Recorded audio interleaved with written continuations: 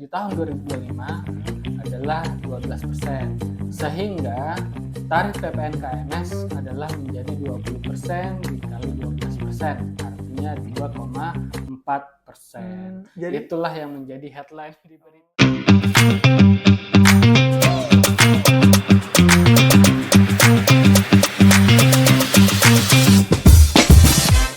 Halo kawan pajak, kembali lagi di podcast Ceria. Ya, bersama saya Fitrah dan di sebelah saya sudah ada Mas Idam. Halo Mas Idam. Halo Mas Fitrah. Apa kabar? Baik sekali, siap untuk memberikan materi terbaru lagi untuk kawan pajak yang menyimak podcast Ceria ini. Kesibukannya apa ini, Mas? Ya, begitu-begitu aja sih. Ya, oke, baik. Ya. Kita masuk ke topik terkini, Mas Idam. Ya, ini belum lama ada ramai di kalangan wajib pajak ini, Mas Idam, terkait dengan PPN, pajak pertambahan nilai kegiatan membangun sendiri. Nah, diisukan yang ramai beredar di masyarakat itu bahwa ada namanya objek pajak baru, gitu ya, Mas, terkait dengan PPN KMS ini. Nah, itu apakah benar, Mas Idam, terkait hal tersebut? Ya, jadi mungkin ini sekalian klarifikasi ya. Iya. Bahwa PPN KMS atau pajak pertambahan nilai atas kegiatan membangun sendiri ini bukanlah pajak yang baru. Bukan ya? Ya, bukan. Ya, jadi PPN KMS ini sudah ada sejak Undang-Undang 11 tahun 1994 tentang pengenaan PPN di pasal 16C. Jadi memang ini PPN ini sudah dari dulu lah. PPN KMS ini sudah dari dulu dikenakan. Ya. Jadi mungkin yang baru bukan PPN KMS-nya, tapi mungkin tarifnya saja. Ya, gitu. Berarti mungkin karena ada perubahan tarif PPN ya, Mas ya. Jadi ada perubahan di situ. Nah, ini bagi kawan pajak, Mas, mungkin ada yang belum tahu atau bertanya-tanya terkait dengan PPN KMS itu apa, Mas? Mungkin bisa di-remind atau dijelaskan sedikit terkait dengan PPN KMS itu, Mas. Ya, jadi untuk PPN KMS itu adalah PPN yang dikenakan atas kegiatan membangun bangunan lah, gitu ya. Nah, ini bangunan yang dibangun adalah baik bangunan baru maupun perluasan bangunan lama, gitu. Kemudian yang melakukan kegiatan ini maksudnya bukan dalam rangka kegiatan usahanya. Artinya ketika membangun itu saya bukan sebagai usaha konstruksi lah gitu. Oh, jadi bukan usaha Mas Idam terkait dengan pembangunan bangunan tersebut gitu ya. Kemudian untuk bangunannya sendiri adalah diperuntukkan bagi tempat tinggal ataupun tempat kegiatan usaha. Nah, kemudian untuk konstruksinya terutama dari kayu bisa atau beton, pasangan batu bata atau bahan sejenis dan atau baja gitu. Baik. Nah, terkait dengan PPN KMS ini, Mas, itu diatur di mana sih, Mas, kalau boleh disebutkan? Oh ya. Jadi selain sudah diatur di Undang-Undang PPN, juga ada aturan turunannya gitu ya. Diatur di Peraturan Menteri Keuangan Nomor 61 Tahun 2022. Nah, ini PMK ini berlaku sejak 1 April 2022. Oh, jadi ini PMK-nya PMK 61 ya, Mas, ya, 2022. Nah, terkait dengan PPN KMS ini, Mas, nah, itu kan tadi kan jenis bangunannya sudah disebutkan ya, dari kayu, beton maupun lain sebagainya. Nah, terkait bangunannya sendiri, Mas, apakah semua bangunan ini dikenakan PPN KMS atau bagaimana, Mas? Tentu ada peraturan, ada diatur lebih lanjut bahwa hanya untuk luas bangunan secara keseluruhan paling sedikit 200 meter persegi. Jadi, atau artinya 200 ke atas lah gitu. Oh, jadi kalau di bawah 200 tidak dikenakan PPN KMS. PPN KMS, baik. Jadi yang di atas 200 meter persegi ya, Mas Idam ya. Nah, kalau misalnya bangunannya ini 2 lantai, Mas, atau lebih dari 1 lantai, itu perhitungannya bagaimana, Mas? Nah, untuk 1 lantai dihitung luasan sendiri. Misal lantai pertama 100 meter persegi, lantai kedua 100 meter persegi juga kan, nah, itu dianggap 200 meter. Oh, jadi per lantai dihitung lagi, Mas ya. Baik. Nah, ini juga mungkin pertanyaan dari kawan pajak juga, Mas, karena kan mungkin di rumah kawan pajak itu yang sedang membangun rumah itu bertahap, Mas. Jadi tidak sekaligus jadi, dan mungkin dilakukan dalam mungkin 1 tahun atau misalnya 1,5 tahun. Nah, bagaimana hal tersebut, Mas? Apakah yang mana yang kenakan PPN KMS dan mana yang tidak mungkin. Oke. Jadi ini kita masuk ke ruang lingkup masalah tahap ya, KMS sekaligus atau yang bertahap. Jadi KMS sekaligus ini artinya pembangunannya itu sekaligus memang sudah didesain untuk langsung jadi gitu, enggak yang pembangunan bertahap. Oh, bukan yang bertahap. Gitu. Itu yang pertama. Kemudian jika memang pembangunannya ini dilakukan secara bertahap, misal ada 2 tahap lah ya. Tahap pertama dibangun dalam jangka waktu 2 tahun. Kemudian tahap kedua dibangun dalam jangka waktu 2 tahun juga. Nah, selang antara tahap 1 dan tahap 2 ini jika memang masih di bawah 2 tahun, maka dianggap satu kegiatan pembangunan ini adalah satu kegiatan KMS. Oh, gitu ya. Jadi masih di bawah 1 tahun itu masih dalam satu tahap pembangunan. Oke. Yang ketiga adalah jika jarak antara tahap 1 dan tahap 2 ini adalah di atas 2 tahun. Contoh, tahap pertama dikerjakan 2 tahun, kemudian ada jarak nih, selisih antara tahap 1 nanti 3 tahun lagi baru dikerjakan tahap keduanya. Nah, antara tahap 1 dan tahap 2 adalah 2 kegiatan KMS yang berbeda. Contoh, tahap pertama dikerjakan bangunan selesailah anggaplah 200 meter gitu. Maka ini dikenakan KMS. Nah, setelah ada jarak waktu 3 tahun, maka pembangunan yang berikut adalah KMS yang baru nih. Nah, kita lihat di tahap yang berikutnya yang terakhir ini, apakah luas bangunannya itu bertambah 200 meter apa enggak. Jika memang cuma 100 meter, maka ya udah tidak dikenakan KMS lagi. Karena jaraknya sudah 2 tahun lebih. Jadi kalau sudah lewat dari 2 tahun itu dianggap sebagai kegiatan pembangunan yang baru gitu ya. Oh, baik-baik. Nah, terkait dengan saat terutangnya, Mas. Ini kapan nih, Mas? Kan pembangunan kan berlangsung tuh, misalnya dalam jangka waktu 1 tahun atau 6 bulan gitu. Nah, saat terutang PPN KMS ini kapan nih, Mas? Iya, oke. Mungkin kalau kita lihat di peraturannya adalah saat terutang adalah mulai dibangunnya bangunan sampai dengan bangunan selesai. Mungkin kalau ini ada seremonial kali ya, yang penerapan batu pertama mungkin bisa dibilang dari situ ya. Yaitu adalah kapan pertama kali bangunan dibangun. Saat mulai terutang ya, Mas. Jadi jangka waktunya sampai selesai dibangun. Iya, betul seperti itu. Nah, kalau tempat terutangnya, Mas? Nah, tempat terutang adalah tempat lokasi bangunan dibangun. Sesimpel itu aja.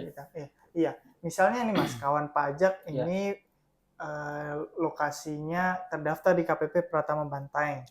Dan lokasinya bangunannya ada di Pajukukang misalnya. Jadi terutang di KPP Pratama Bantaeng. Iya, betul. Tapi ketika ada wajib pajak, Mas, di KPP Pratama Bantaeng, tapi memiliki bangunan atau membangun di daerah Bulukumba. Kan ini sudah beda wilayah administrasi KPP, kantor pelayanan pajak pertama. Nah, ini terutangnya berarti di KPP Pratama Bulukumba, Mas ya? Ya, jadi kalau misalnya lokasi orang pribadi atau badannya itu berbeda dengan lokasi objeknya gitu ya. Iya, betul. Nah, itu tetap terutang adalah tetap di lokasi objeknya. Jadi dimanapun, misal Mas Fitra kan orang Karanganyar gitu ya. Misal bangun rumah di sini luasnya di atas 200, ya udah terutangnya tetap di sini, tidak di Karanganyar sesuai NPWP-nya Mas Fitra. Jadi tetap melihat di mana lokasi objeknya.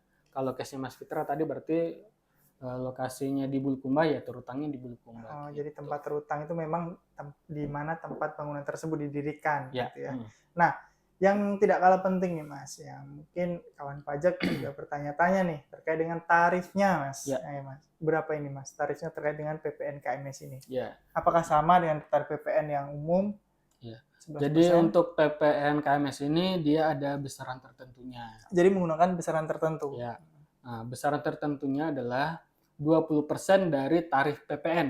Nah, jika dulu sebelum Undang-Undang HPP itu tarif PPN kan masih 10% ya? 2021. Nah, maka tarif PPN KMS adalah 20% dari 10%, yaitu 2%. 2%, ya. Efektifnya saat ini PPN kan 11%. Iya, 11%, betul. Maka tarif untuk PPN KMS adalah 20% dikali 11%, artinya 2,2%.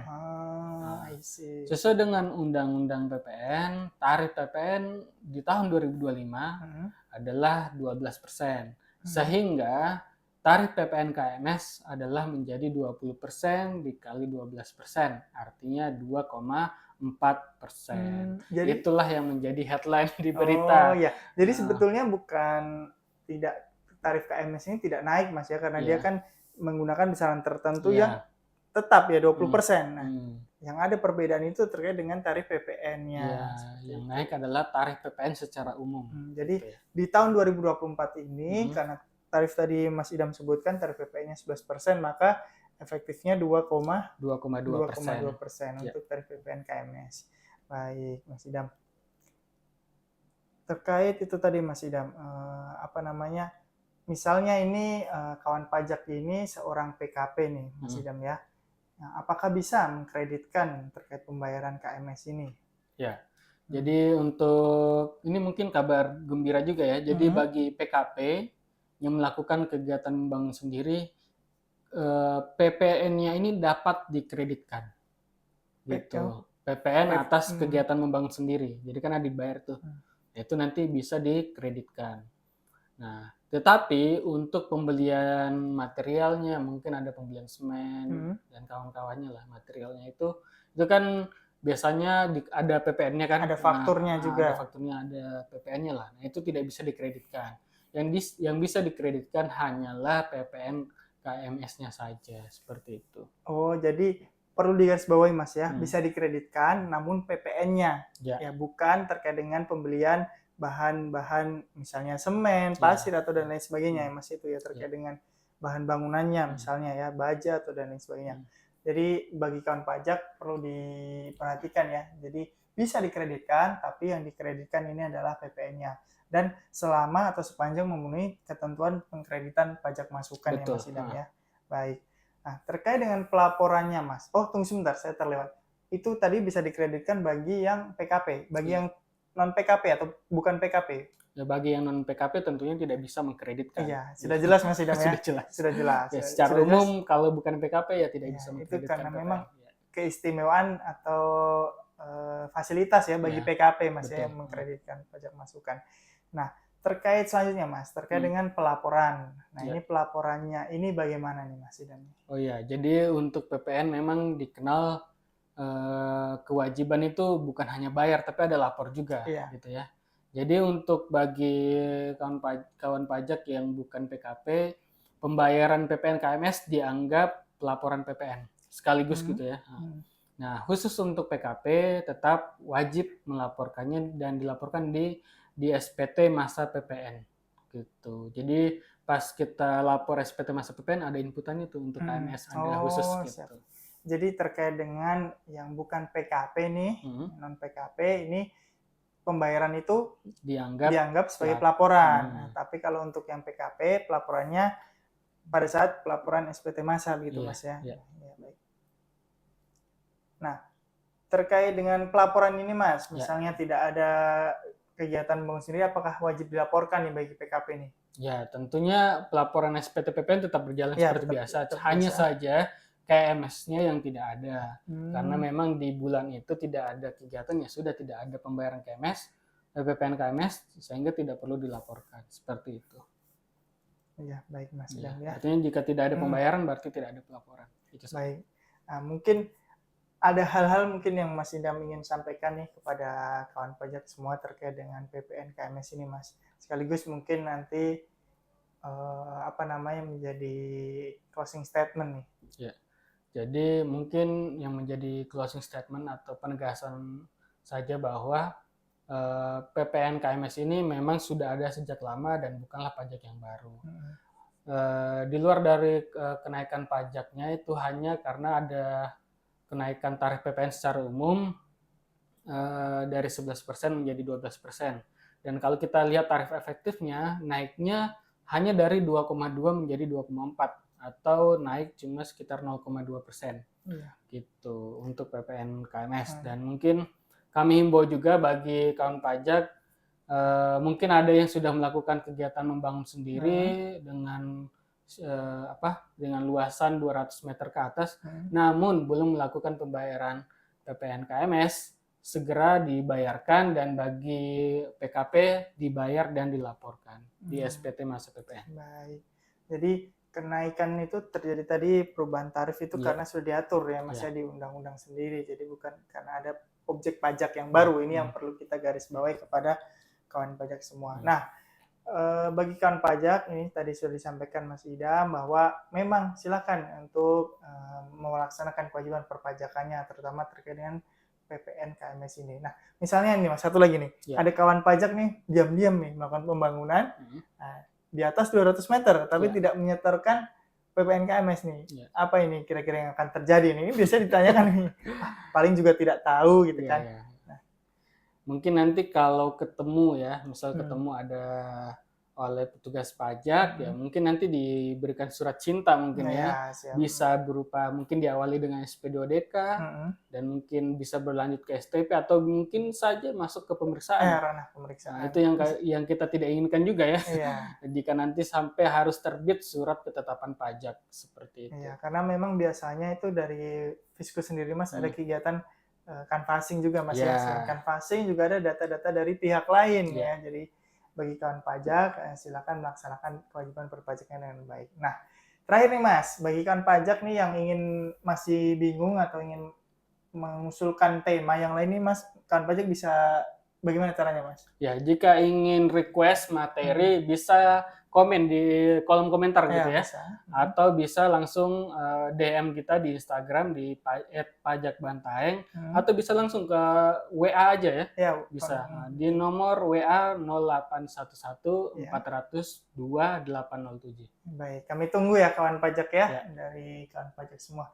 Kawan pajak, kami juga menyampaikan terima kasih banyak atas partisipasi kawan pajak semua, kontribusi dari kawan pajak semua terhadap penerimaan negara. Kami juga mengimbau kepada kawan pajak untuk tetap membantu kami dalam menjaga integritas ya. Jangan memberikan apapun kepada kami seperti itu karena semua pelayanan di kantor pajak itu gratis. Dan mohon apabila kawan pajak menemui perbuatan yang tidak sesuai, kawan pajak silakan melapor ke saluran yang sudah tersedia. Seperti itu ya. Nah, berakhir sudah podcast ceria pada episode kali ini. Saya Fitra dan saya Idam. Pamit undur diri. Assalamualaikum warahmatullahi wabarakatuh. Dadah.